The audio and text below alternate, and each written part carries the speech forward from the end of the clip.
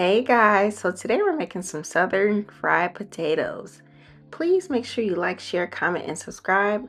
Let's get started with the recipe. So I have about 7 or 8 Idaho potatoes here, actually 8 potatoes here that I am just gonna peel and slice. And you're gonna slice them and you want it to be about that thick. Any thinner than that, then your potatoes are gonna cook too fast. But I'm just gonna slice these up. I want to say it's about a 1/4 inch thick. And so after I slice up my potatoes, I am going to wash them off, and you want to wash all that excess starch off so until the water turns clear. And so after that, I am just going to dry my potatoes on some paper towels just to get them nice and dry, because I want them to get nice and brown when I put them in my skillet. And so this is what it looks like. And so I am just going to season my potatoes with some salt, some pepper. I'm going to keep the seasonings pretty general. I'm using some nature seasoning, or you can use any all-purpose seasoning that you like, that contains salt, pepper, onion powder, garlic powder, those types of things. You can add in a little bit of smoked paprika if you want to.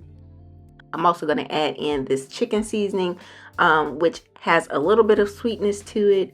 And so after you season your potatoes, you're going to cook them on the stove. And so I am using a cast iron skillet because I have found this has been the best skillet to cook these types of potatoes.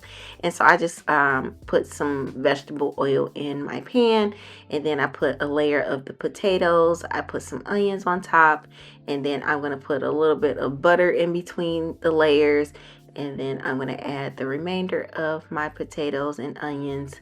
And you want to cook the potatoes undisturbed for about 5 to 6 minutes. It really just depends, but I want to say I checked it at about 6 minutes, and then I'm going to flip them over because you want them to develop a nice little crust.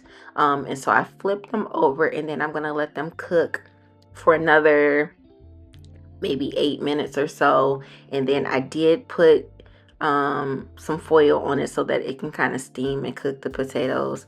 You may need to add a little bit of water to the bottom of the pan just to create some additional steam.